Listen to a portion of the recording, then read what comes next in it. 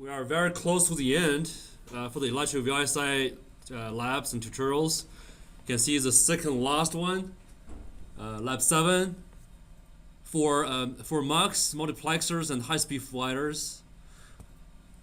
The reason we need the multiplexer is if you come back to the ALU, so you need the MUX to choose which gate you want to use. And usually it's being controlled by a control signal. If it's only two options as the input of the MUX, then you only need a 1 bit to control it. So this is a little bit different from the MUX we used in either embedded system or the fundamental logic circuit class. So this one is using a transmission gate, and the schematic looks really interesting because you can see I do need VDD and ground in the schematic, but I didn't connect them to anywhere. Do you know why is that?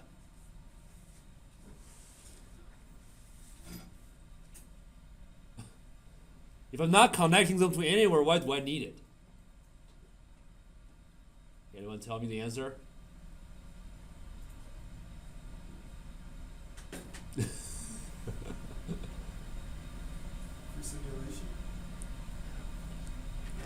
So it seems like the transmission gate doesn't need a power. Which makes sense, right? You pass either a VDD or ground from one side, and the other side is going to receive something. You know, power is being used for the signal to the gate.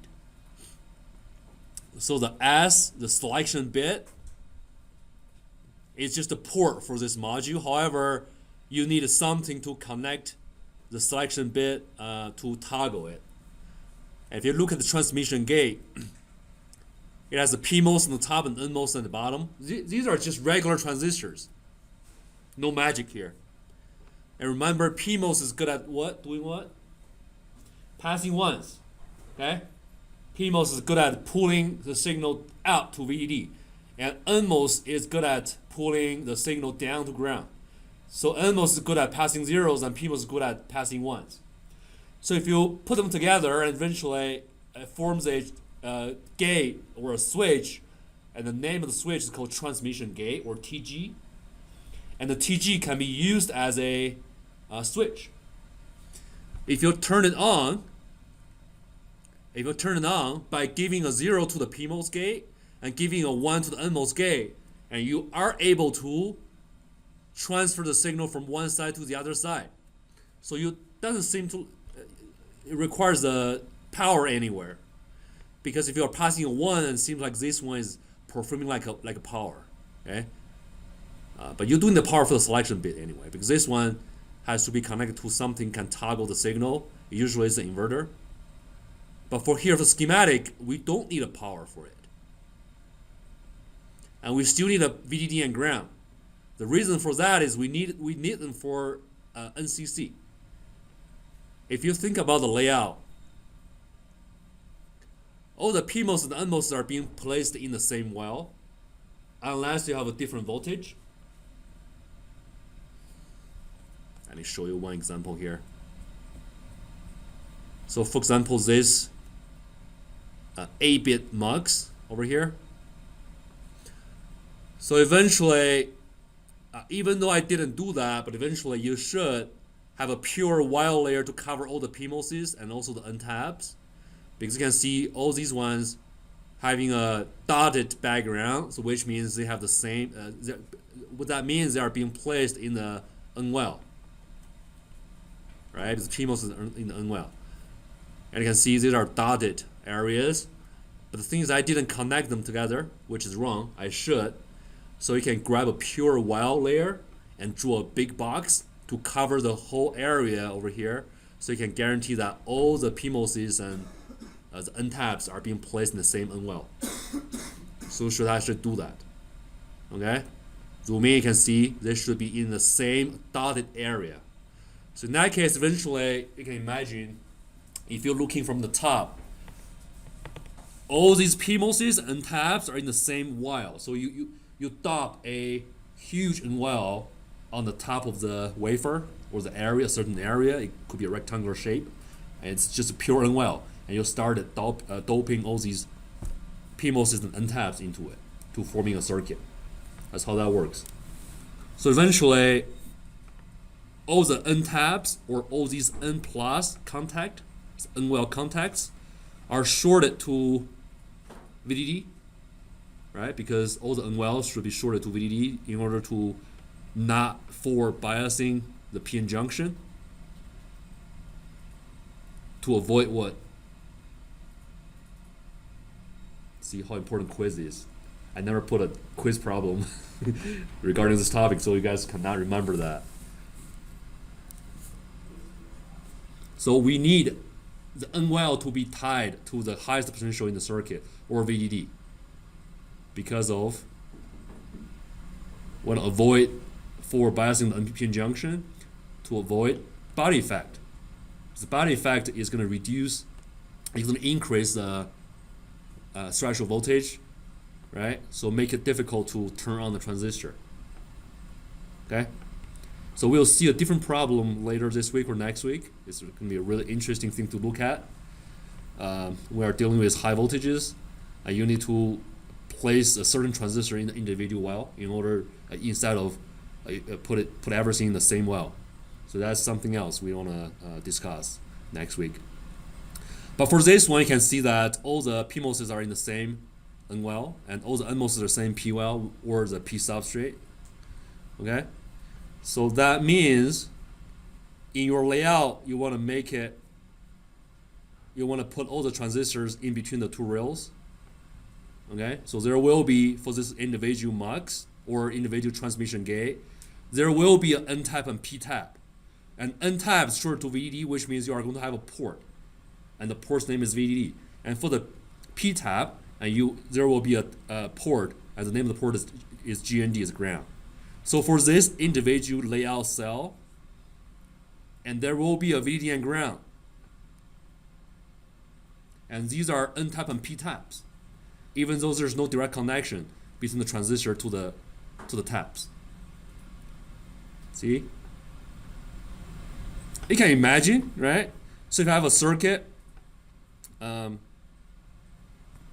don't have an example here, but for example, there's a circuit like this one. Let's talk about this one, okay? Let's talk about this one. So you can see these are transmission gates, I think. Yes, they are, because there's no connection to the power rails. So these are transmission gates, I think. Maybe not, because these are indirectly shorted to. Just for example, if some of the circuits here are transmission gates, okay? So there's no direct connection to the power rails, and you'll think, hey, I don't really need power supply to these transistors in the middle of the circuit. Then I will directly leave this area empty, so without any N-taps. We don't really do it that way. So we usually have a universal rail, top rail and bottom rail across the entire area. So whenever we need to connect to the taps or the VDDs or grounds, we just do it. Okay? You don't want to have some of the standard cells in the middle doesn't have a top rail and bottom rail, as in posters. So different from other people, right? So that's not the case. We do need a ground, VDD and ground. So in that case, the individual standard cells,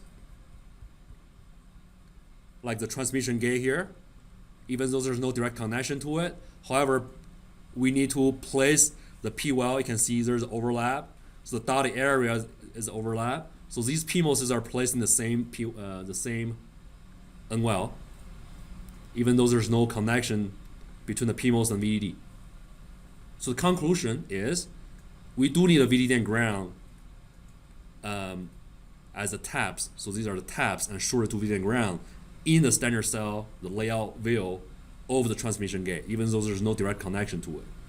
So in that case, in your schematic, you do need a VDD and ground symbol in order to pass LVS or NCC. Okay? Otherwise, it's going to give you a hard time. It's not going to pass it. So press the key, you want to pass it, right? See, everything matches. So do need these two over here, but no connection. And these two ports will be exported. It's called over of the page ports. Eventually, even though you didn't right click or Control E to export it, but eventually they will be exported to the upper level, because these are like global ports. So eventually, if you reuse this MUX cell for something else, these two ports will be visible to the upper level circuit. You can see this icon doesn't have a VDD and ground port. But eventually, if you use this one to form a different circuit, and these two ports will be visible to them. Okay? And this MUX used as a so you put two transmission gates in there, and you use a inverter to invert the selection signal. So in that case, whenever this is on, you can see if this is on, you need almost you need a 1 for here.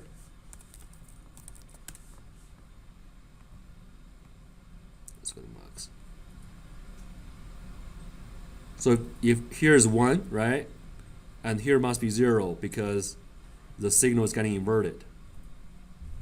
See, this is SI, and this is S. So as there will be an inverter shorted in between these two signal lines. So when this line is 0, this must be 1. So in that case, you got a 1 for the NMOS and 0 for the PMOS. So this channel is on, right? So A will be assigned to Y in this case. And you can see for the transmission gate at the bottom, at the same time, the PMOS is receiving a 1 and NMOS is receiving a 0, right? So in that case, this is off. So B is not selected. Okay? If you do it the other way, and B will be selected, A will not be selected. So in that case, this can perform as a MUX. Okay, depending on which one you are selecting, it's going to select that signal and pass it to the Y, to the output.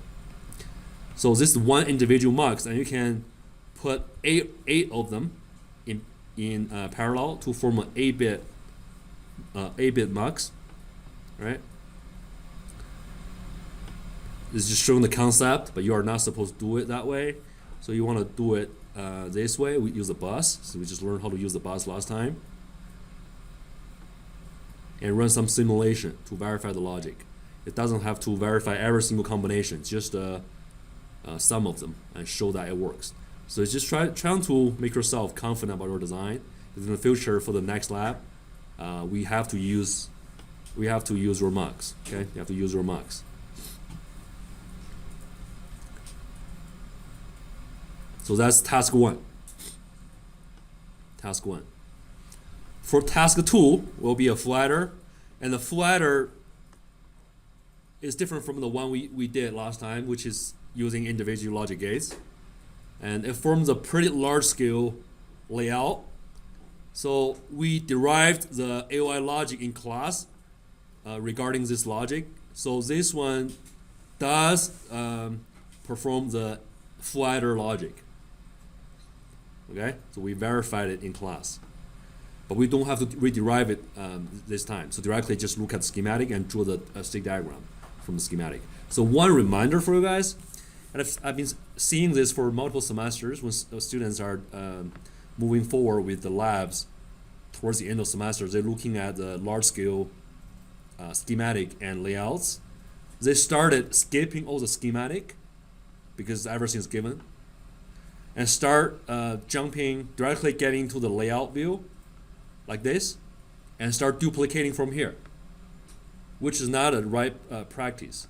So which sometimes is giving you a lot of trouble, and also it takes probably longer time compared to just looking at schematic.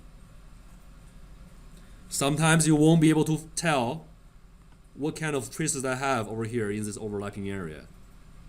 Okay, sometimes it's getting darker, which means I have both metal 1 and metal 2 over here, and maybe underneath it there's a poly, but you couldn't tell. However, 80% of the students, it could be more, are directly looking at the layout on my website and duplicating it. So imagine that when you are designing your own circuit, there won't be a or layout existing for you to look at. Okay, so the right way to do it is start from the schematic.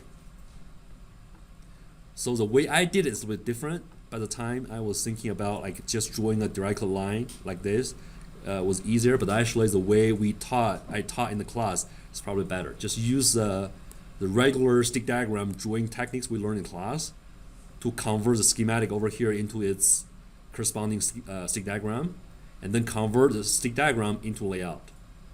You don't have to follow my practice over here.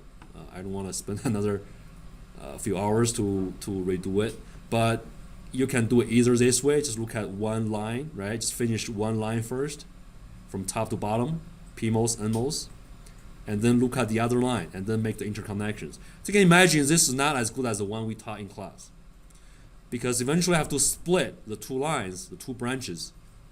In the middle here, you can see there's no connection. So basically, eventually it's going to take a little bit more area compared to the ones we use in class. So not recommended, but you can do it either way. Okay. So this kind of circuit, I think, is a lot easier than the ones you saw in midterm exam and so the quizzes.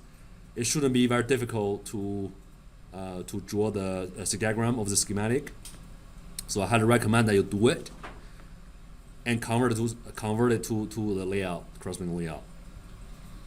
Again, so please don't directly look at the layout and duplicate it. That won't work really well. Okay, you'll see a lot of troubles. So eventually the flatter from the AOI logic looks like this. The area is way smaller than the one we laid out last time or 2 weeks ago. So these are individual logic gates, and this is AOI logic. It's way smaller. If it's smaller, it will run faster. Okay, take less area, it's going to run faster and have less time delay. All these kind of benefits.